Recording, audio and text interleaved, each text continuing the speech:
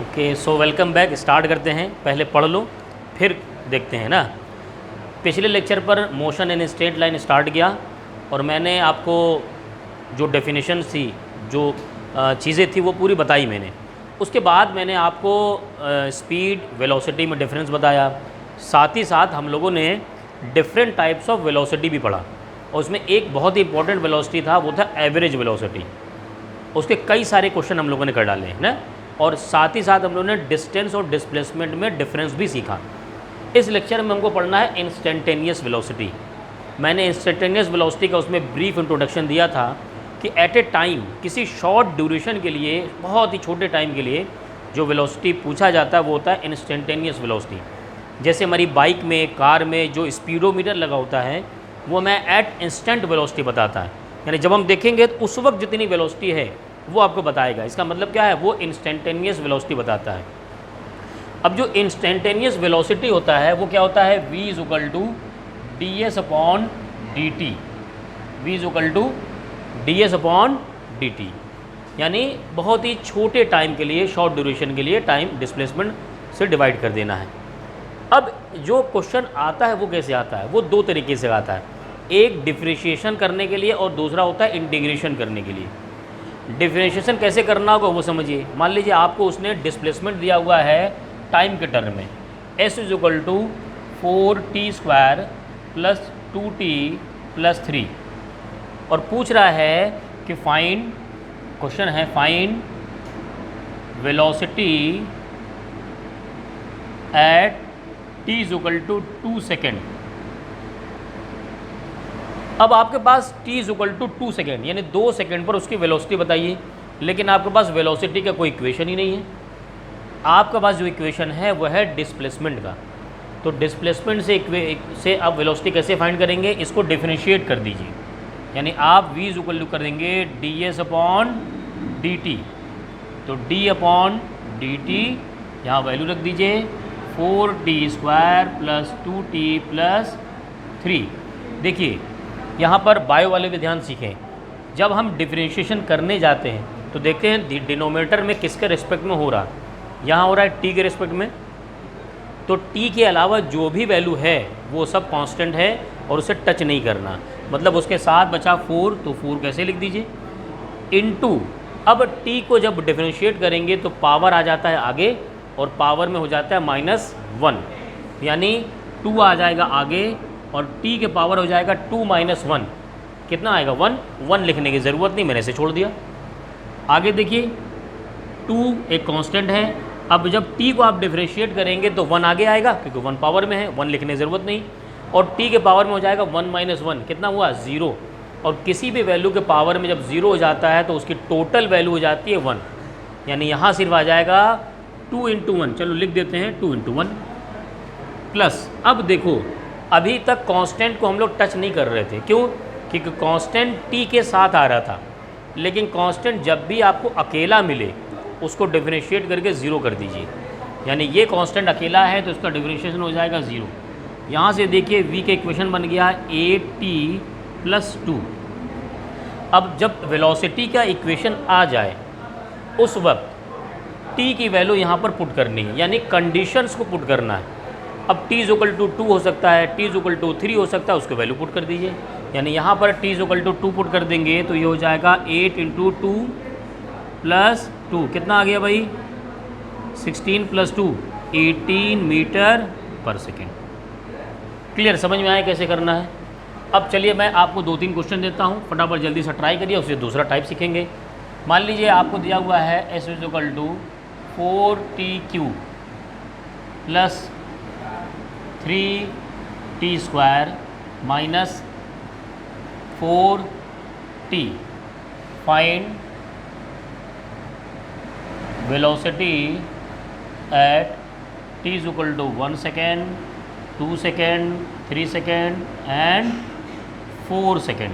चलिए एक एक करके सॉल्व करिए सबको।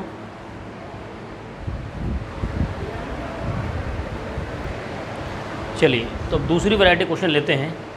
एक और क्वेश्चन पूछा जाता है कि जैसे आपको यहाँ पर दे देगा वो s is equal to t³ minus 60 ये दे दिया उसने, और पूछ लेगा कि find time when body is at rest. वो पूछ लेगा कि टाइम बताइए कि जिस वक्त बॉडी क्या हो, रेस्ट पे हो, वो टाइम बताइए। तो ये इक्वेशन सही नहीं है, ये बना दीजिए 60²। तो देखिए पहली बात तो जब बॉडी रेस्ट पे होता है तो उसका क्या ज़ीरो होता है, डिस्प्लेसमेंट या वेलोसिटी? वेलोसिटी। तो पहले वेलोसिटी की इक्वेशन तो बनाइए, यानी हम बनाएंगे यहाँ पर v = ds/dt, डिफ्रेंशिएट करें क्या हो जाएगा 3t² - 12t, यानी वेलोसिटी का term 3t² - 12t according to condition ये हो जाएगा 0, क्योंकि बॉडी एट रेस्ट पे है। ठीक है, अब यहाँ पर देखो इसको क्या करना है, सॉल्व करना है। तो यहाँ से 3t कॉमन ले लो, क्या आ जाएगा यहाँ पर t - 4 = 0। देखो एक चीज़, अगर इस टर्म को इधर लेके जाओगे तो एक वैल्यू आ जाएगी t = 0, और अगर इस टर्म को इधर लेके जाओगे तो एक वैल्यू आ जाएगी t - 4 = 0, t = 4। यानी दो टाइम ऐसे होंगे कि जिस वक्त वेलोसिटी 0 होगी। एक जब इनिशियल होगा, बॉडी भी चली भी नहीं है क्योंकि t = 0 है, और जब t = 4 सेकेंड होगा उस वक्त वेलोसिटी क्या हो जाएगी, 0 हो जाएगी, या बॉडी रेस्ट में हो जाएगी। क्लियर? नोट कीजिए। अगला क्वेश्चन एक और देते हैं आपको।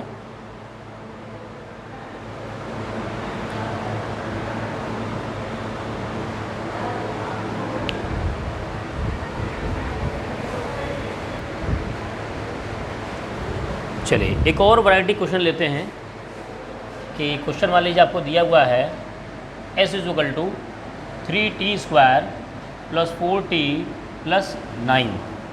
देख लेते हैं क्वेश्चन को। 3t² + 4t + 9, इसमें आपसे कह रहा है find velocity at t = 2 second. तो आपके लिए ये तो हलवा एकदम है, जैसे पहले किया था कर लोगे। अगला क्वेश्चन देखो ध्यान से, also find average velocity between या फ्रॉम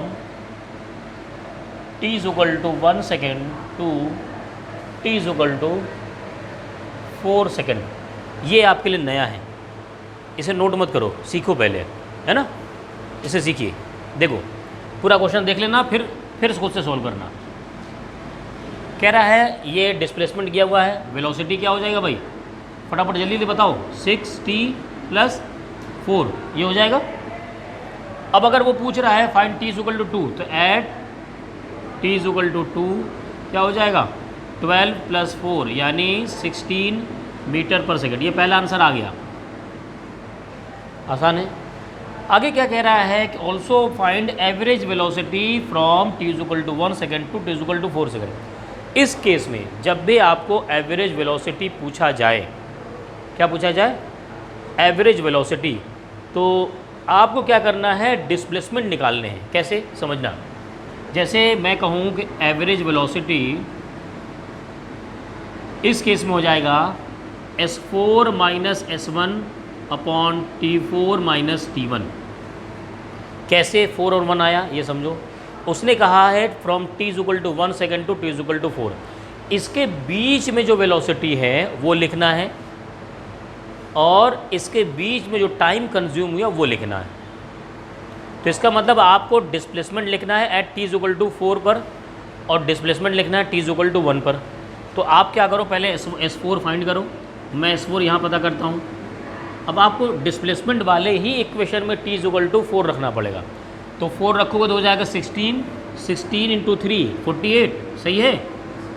दूसरा क्या है 4 × 4 16 और 9, 8 6 14 9 23, 2 2 1 3 3 4 7 73, और s1 कितना हो जाएगा, t = 1 रखेंगे तो यहाँ हो जाएगा 3 × 1 3, प्लस 4 इंटू 4 1 4 प्लस 9 9 4 13 3 16 16।